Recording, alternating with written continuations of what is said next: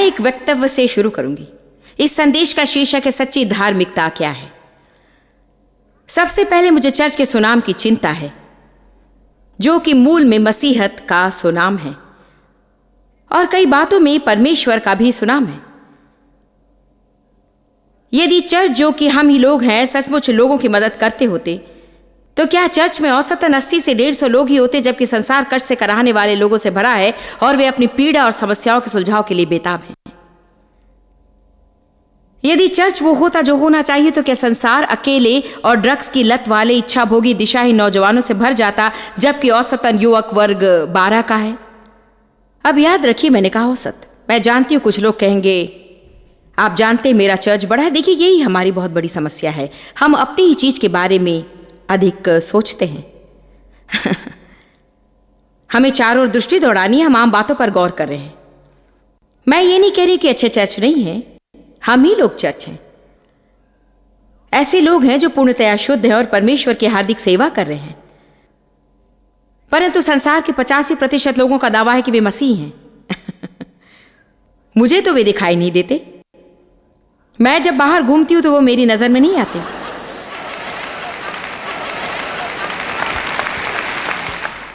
मुझे उस दिन की प्रतीक्षा है जब आम लोग साहस के साथ परमेश्वर की बातें करेंगे। उस दिन के लिए मैं बेचैन हूं, जब हम लोगों की आम बात ऐसी चीजों से पूर्ण होंगी कि प्रभु ने मुझसे ये कहा, प्रभु ने ये कहा और प्रभु ने वो दर्शाया, प्रभु कितना भला है, कितना तेजस्वी है, मुझे यीशु से प्रेम है।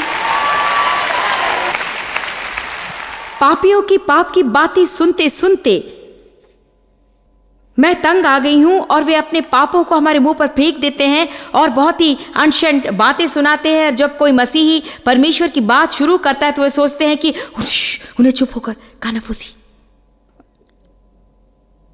हमें निश्चय करना है कि क्या हम शुभ संदेश से शर्मिंदा है या नहीं, और यदि नहीं तो हमें थोड़ा और साहसी बनना है।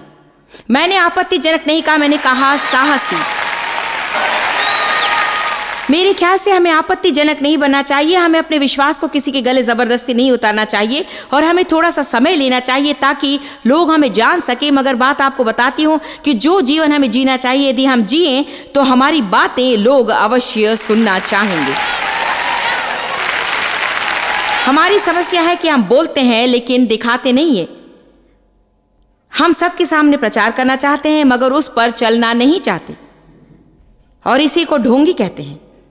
वे सबको उनका कर्तव्य बताते हैं परंतु वे स्वयं नहीं करते। वास्तव में यीशु ने कहा था कि ढोंगी वो है जो सबको विधियां बताता है कि उन पर चलें, मगर किसी की मदद के लिए वो एक उंगली भी न उठाएगा। यदि चर्च में लोग एक दूसरे से प्रेम रखें, यदि हम जरूरतें पूरी करने लगे और लोगों से अच्छा बर्ताव करने लगे, तो इसे हम सारे समाज में फैला सकते हैं और इसमें ज्यादा समय नहीं लगेगा। यदि हर कोने में एक चर्च हो और औसतन 80 से 150 लोग हों और औसत युवा वर्ग 12 का हो और नौजवानों की ऐसी गंभीर समस्याएं हो, तो कहां पर खराबी है? यदि हम ये प्रश्न न पूछे तो हमें उत्तर कभी भी नहीं मिलेगा। मुझे एक मार्ग से प्रभु के साथ मेरे चलन के उत्तर मिले। एक, मैं विश्वास के तरह तरह के शिक्षण सुन रही थी, समृद्धि के बारे में सुन रही थी, उन्नति के बारे में सुन रही थी, सफलता के बारे में सुन रही थी, आशीषों के बारे में और शपथों के बारे में भी सुन रही थी। मैं बाइबल पढ़ सकती थी और जानती थी कि यह सच है कि यीशु ने कहा था कि मैं ये सब पा सकती हूं, किंतु मैं इन्हें नहीं पा रही थी। मैंने शैतान को बहुत धिक्कारा, इससे मेरा धिक्कारने वाला मन भी घिस गया, फिर भी मैं नहीं पा रही थी। आत्मिक संग्राम की हर संगोष्ठी में मैं गई। सारे प्रधान और अधिकारियों को मैं जानती थी, सबको जानती थी कि धिक्कारना, बांधना, खोल देना और ऐसी सारी चीजें। कोई समझ रहा है मेरी बात? मैं वहां गई, सब कुछ दिया, टी शर्ट ले लिया, टेप्स लिए, फिर भी मैं उसके सिर्फ बातें ही कर रही थी। मेरे जीवन में उसने वास्तविक रूप नहीं लिया और अंत में मैं परमेश्वर के पास गई और कहा कि क्या हो गया है? आखिर क्या खराबी है? और प्रभु ने दर्शाया। उसने कहा, तुम असिद्ध हो, स्वार्थी और स्वकेंद्रित हो, आत्मिकता में बढ़ नहीं रही हो, तुम्हें केवल उसी की चिंता है जो तुम्हें चाहिए और मुझे तुम में एक कार्य करना है। तुम में कार्य करने से मुझे ज्यादा मतलब है इसकी अपेक्षा कि तुम्हें जो चाहिए उसे मैं दे दूं।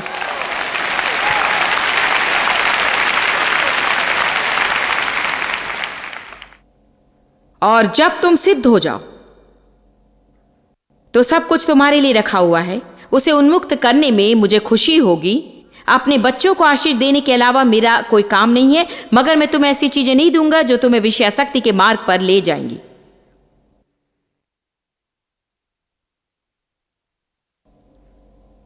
परमेश्वर पक्षपाती नहीं है। यदि वो किसी को आशीष देना चाहे तो सिर्फ अपने बच्चों को। हमने अपने छोटे लड़के के लिए कार खरीदी जब वो 15 का था, और हमने उसे गैरेज में रख दिया और हमने उसे नहीं दिया जब तक कि वो चलाना ना सीख ले। यदि हमने तुरंत दे दी होती तो हम अच्छे माता पिता ना होते और उसे पता नहीं चलता कि हम उसे प्रेम करते हैं, क्योंकि हमारे प्यार की भेंट उसके लिए मृत्यु का साधन बनती। मैंने चर्च में परमेश्वर की आशीष के बारे में सुना नहीं, जिसमें कुछ विषाद सा लगता था, क्योंकि मैं केवल यही सुनती थी कि हमें तरह तरह के संघर्ष और परेशानी से गुजरना है। मैं हर सप्ताह गई और मुझ पर 3 और विधियां लाद दी गई कि तो कोई ये नहीं बता रहा था कि मेरे दैनिक जीवन में सही कर्म करने में परमेश्वर की सामर्थ कैसे मदद कर सकती थी। जब मैं वहां से निकल आई तो मुझे बहुत खुशी हुई इस विधिवाद से मुक्त होने में। सो फिर मैं आ गई स्वतंत्रता वर्ग में। हम स्वतंत्र हैं, स्वतंत्र है, स्वतंत्र है। प्रभु का धन्यवाद, हम स्वतंत्र हैं। ये बहुत ही भला था, और परमेश्वर की प्रतिज्ञाओं के बारे में और उन अद्भुत चीजों के बारे में जो वो मेरे लिए करना चाहता था मैं सीखने लगी। और शैतान के ऊपर मेरा अधिकार है, इस बात ने मेरे दिमाग में हलचल मचा दिया, मगर कोई नहीं बता रहा था कि मुझे बढ़ना है। जब हमें कोई प्रतिज्ञाओं के बारे में बताता है तो हम चिल्लाते हैं, मगर आवाज बहुत धीमी होती है जब हम अपने लिए मरना और शरीर को क्रूसित करने के बारे में प्रचार करते हैं। आप चिल्लाएं या ना चिल्लाएं ये आप पर है, किंतु मैं अपने संदेश का प्रचार अवश्य करूंगी, और आपको ज्यादा मजा आएगा अगर आप चिल्लाएंगे। सो क्या खराबी है यदि ये प्रश्न ना पूछे तो हमें उत्तर कभी नहीं मिलेंगे। प्रभु से पूछने में भयभीत ना होइए कि क्या खराबी है। यदि आप पास्टर हैं और आपका चर्च बढ़ नहीं रहा है और आपको यहाँ 10 लोगों का उद्धार होता है प्रति सप्ताह, और चर्च बढ़ता ही नहीं क्योंकि पीछे के द्वार से 20 निकल जाते हैं जब सामने के द्वार से 10 भीतर आते हैं, परमेश्वर से पूछने से मत डरिए कि क्या हो गया। सदा शैतान को ही दोष न दीजिए, शैतान परमेश्वर से बड़ा नहीं है।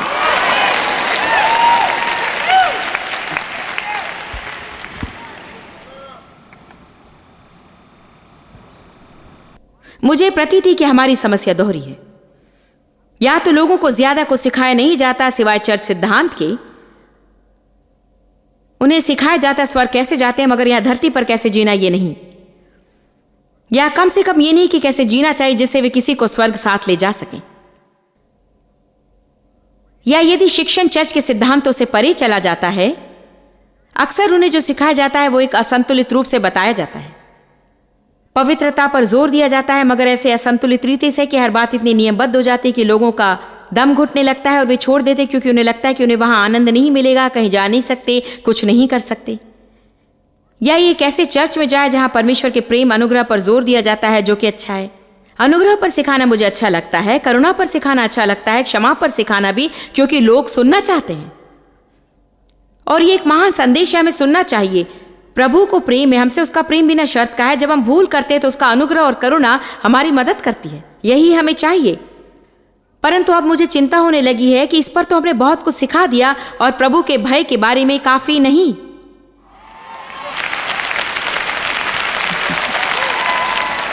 कि लोगों को मर्यादा सूचक भय नहीं है। अब लोग वो काम करने से बिल्कुल नहीं डरते जिसके लिए परमेश्वर ने मना किया है। आपको एक पते की बात बताऊं, कई स्थितियों में हम करुणा के संदेश से पाप को घुलने देते हैं। और लोग कैसे सीखते हैं, बच्चे कैसे सीखते हैं, माता पिता बच्चों को कैसे सिखाते हैं, वे ये कहकर सिखाते हैं कि तुम यदि सही करो तो तुम्हें आशीष मिलेगी और यदि नहीं तो मैं तुम्हारी खबर लूंगा।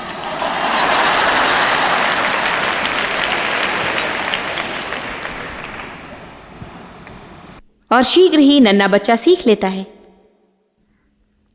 अगर मैं उस सुंदर सी चीज को मेज पर से हटा दूं जिसके लिए मम्मी ने मना किया था, तो मेरी हथेली पर थोड़ा सा दर्द होगा, या मुझे उस कोने पर खड़ा होना पड़ेगा, या जिस तरह से भी आप अपने बच्चों को अनुशासित करना चाहें। मगर यदि हम बच्चों को अनुशासित ना करें तो हम बच्चों से प्यार नहीं करते हैं, और प्रभु को हमसे प्रेम नहीं यदि वो हमें अनुशासित ना करे।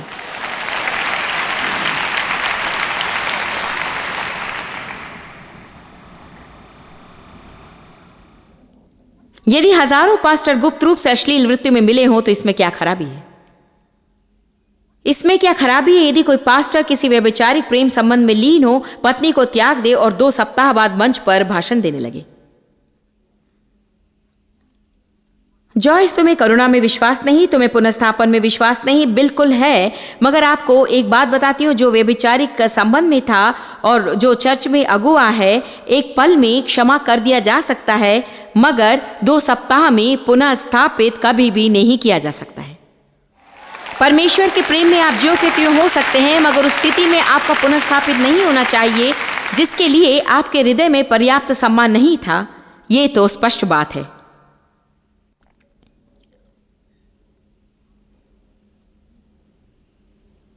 यदि वो व्यक्ति ऐसा करता है तो अगला पास्टर कहता है, देखिए ये इतना बुरा तो है नहीं, क्योंकि हम लोग जल्दी जल्दी सीख रहे हैं कि हम जो चाहे कर सकते हैं, इससे ज्यादा कुछ जाता नहीं और ये सदा चल नहीं सकता। अब हमें परमेश्वर से भयभीत होने की जरूरत नहीं, मगर परमेश्वर के लिए मर्यादा सूचक भय होना चाहिए। हमें मर्यादा होनी चाहिए। हमें मालूम होना चाहिए कि प्रभु जो कहता है वो करता है, और यदि वो कहता है यदि ऐसा करो तो आशीष दूंगा, यदि ऐसा करो तो तुम पर संकट छा जाएगा, हमें समझना चाहिए यदि हम ऐसा करें तो हम पर संकट छा जाएगा, और उसी तरह जानना चाहिए यदि हम ऐसा करें तो आशीष मिलेगी। बाइबल कहती है यदि दशमांश और भेंट चढ़ाते हो तो अपना पूरा दशमांश का संपूर्ण 10वां भाग मेरे भंडार में ले आओ, और तब मैं स्वर्ग के झरों के खोलकर आशीष की ऐसी वर्षा करूंगा कि तुम सह नहीं पाओगे, तुम्हारे लिए भक्षक को भी मैं धिक्कारूंगा। तो ये कितनी अच्छी बात है, बहुत ही अच्छी बात। परंतु उनसे वो क्या कहता है जो दशमांश नहीं देते? तुमने मुझे क्यों लूटा? तुम शापित हो गए हो क्योंकि तुमने मुझे लूट लिया।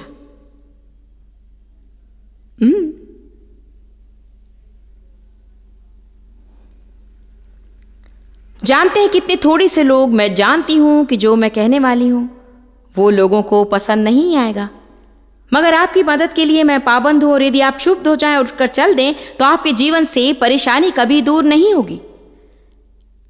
क्या आप जानते हैं आज यहां कितने लोग हैं और टीवी के दर्शकों में कितने लोग हैं जो दशमांश नहीं देते?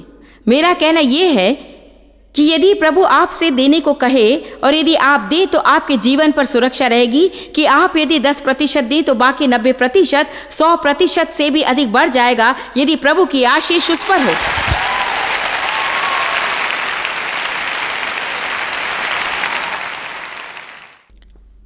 मैं नहीं जानती, और फिर ये क्षेत्र है जहां हमें विश्वास है कि करना चाहिए, परंतु हम नहीं करते। हमें इसमें विश्वास है मगर हम करते नहीं। एक बात जानते, इसे यहां से नीचे यहां तक आना चाहिए।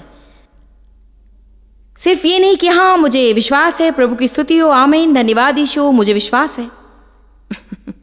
कुछ विषयासक्त लोग या आप जो भी कहें उसके लिए आमीन कहते हैं और मान लेते हैं।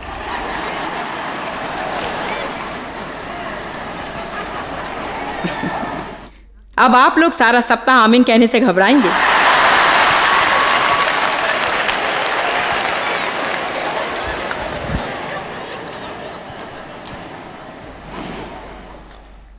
इसमें क्या खराबी यदि एक चर्च के सदस्य जिन्हें 25 साल से लोगों का विश्वास प्राप्त है भेंटों में से चुराते हैं? लोग प्रति रविवार को चर्च जाते हैं मगर सारा सप्ताह उनके साथ निभाना मुश्किल है। इसमें क्या खराबी है? क्या खराबी है जब सारा संसार जहन्नुम में जा रहा है? हमें केवल अपनी चिंता है कि हमें व्यक्तिगत बढ़ाव कैसे मिले, समृद्धि कैसे मिले और जीवन में हमें उन्नति कैसे मिले। हमें क्या खराबी है जब हमें अगली पीढ़ी के लिए नहीं के बराबर चिंता हो और उनके लिए हम क्या छोड़ जाएंगे? आखिर इसमें क्या खराबी है? मैं आपको बताती हूं।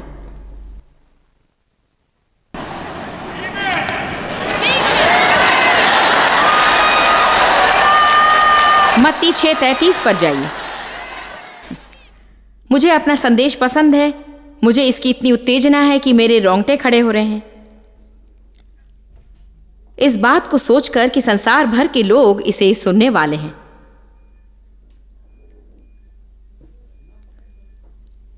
प्रभु को महिमा। इसलिए पहले तुम उसके राज्य की खोज करो और धर्म की खोज करो, तो ये सब वस्तुएं भी ध्यान से सुनिए, तो ये सब वस्तुएं भी तुम्हें मिल जाएंगी। ये रही, यहीं पर लिखा है। आप क्या खोज रहे हैं? आपको एक पति नहीं खोजना है, आपको धार्मिकता खोजनी है।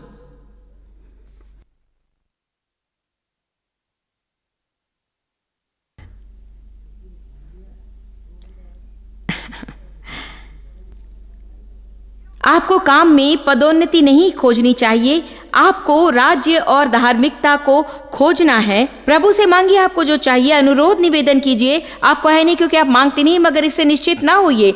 राज्य खोजिए, धार्मिकता खोजिए, बेहतर बर्ताव को खोजिए और परमेश्वर उसे आपकी मांग में जोड़ देगा।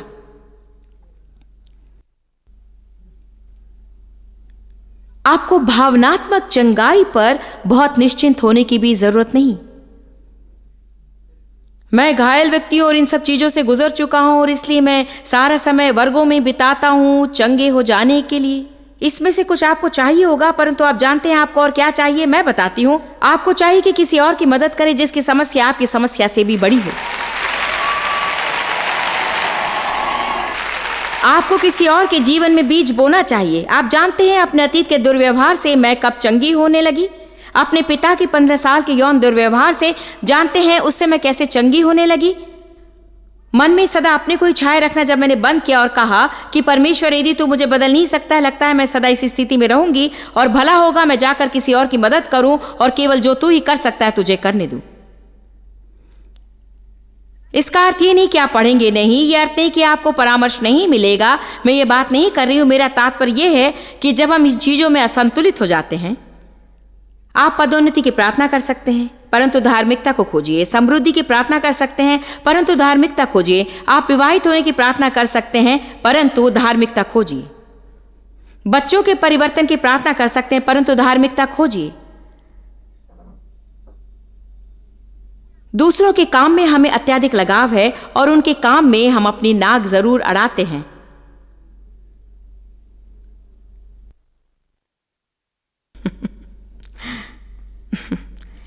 मैं नहीं समझती कि नहीं नहीं नहीं, मैं नहीं समझती कि नहीं नहीं नहीं, और मैं नहीं समझती। आप इसे मान सकते, मैं इसे नहीं मान सकती हूं।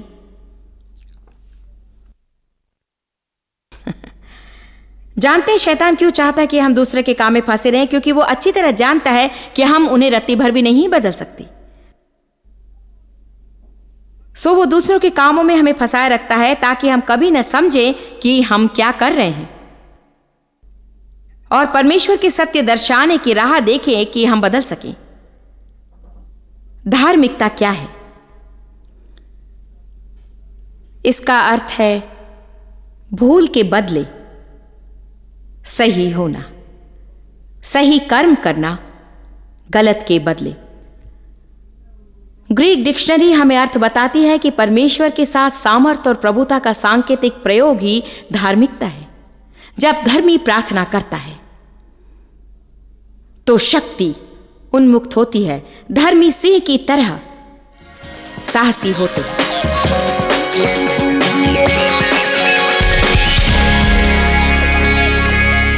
परमेश्वर के साथ आपकी क्या स्थिति है? आपका कोई व्यक्तिगत रिश्ता है उसके साथ? शायद आप धार्मिक होने की कोशिश कर रहे हैं, शायद आप चर्च भी जाते होंगे, मगर आप नहीं कह सकते कि प्रभु के साथ गहरा व्यक्तिगत रिश्ता है आपका मसीह के जरिए। शायद आपने कभी यीशु को अपने जीवन का प्रभु नहीं बनाया। पहला यूहन्ना 1:8-9 कहता है, यदि हम कहें कि हम में कुछ भी पाप नहीं तो अपने पाप को धोखा देते हैं और हम में सत्य नहीं, परंतु यदि हम अपने पापों को मान ले तो वो हमारे पापों को क्षमा करने और हमें सब अधर्म से युद्ध करने में विश्वास योग्य और धर्मी है और वो हमारे पापों को क्षमा करेगा, हमारी अवैधता को निकाल देगा और हमें सारी अधार्मिकता से शुद्ध करता रहेगा। ये कितना महान सुसमाचार है। आपको इतना ही करना है कि स्वीकारें कि आप पापी हैं, पापों को स्वीकार करें, उनसे मुंह मोड़ लेने को तैयार हों, नया जीवन जीना सीखें, यीशु को अपने जीवन में आने के लिए आमंत्रित करें, आपको क्षमा करने के लिए और मदद के लिए कि आप उसके लिए जियो और वो अवश्य करेगा। यदि आप तैयार हैं तो मैं एक प्रार्थना करूंगी। मैं चाहती हूँ कि इसे आप मेरे बाद साथ में जोर से कहिए और अंत में पर्दे पर एक फ़ोन नंबर आएगा, उस पर फ़ोन कीजिए ताकि मेरे ऑफिस में कोई आपको और प्रोत्साहित करे और आपके हाथ में एक छोटी सी पुस्तिका पहुंचा दे जो कि मसीह के साथ आपके नए जीवन में मदद करेगी। आप यूँ प्रार्थना कीजिए, पिता, मुझे तुझसे प्रेम है। यीशु, तुझ में विश्वास है। मैं एक पापी हूं, मेरे पापों को क्षमा कर। मैं उनसे मुंह मोड़कर एक नया जीवन जीने के लिए तैयार हूं। मुझे तेरी मदद चाहिए। मुझे क्षमा कर। मेरे हृदय में आजा जीने के लिए और मेरी मदद कर तेरे लिए जीने को, जीवन के प्रति दिन। आमीन। ये तो आपको बहुत ही सीधा सादा लगता होगा। उद्धार तो बहुत ही सीधा सादा है। आपको केवल विश्वास करना है कि यीशु की मृत्यु आपके लिए हुई, कि वो मरे हुए में से जी उठा, कि आज वो जीवित है, और अब चूंकि आपने मसीह को मान लिया है, वो आपके हृदय में है और सही जीवन जीने में वो आपकी मदद करेगा। अपने पर्दे पर के नंबर पर फोन कीजिए। प्रेम के मार्ग पर हम आपको थोड़ा सा और बढ़ाएं, आपके प्रश्नों के उत्तर दें और पुस्तिका आपके हाथ में दें। हमें आपसे प्रेम है। कार्यक्रम प्रतिदिन देखिए, क्योंकि वचन सुनने से परमेश्वर में बढ़ने में आपको मदद मिलेगी।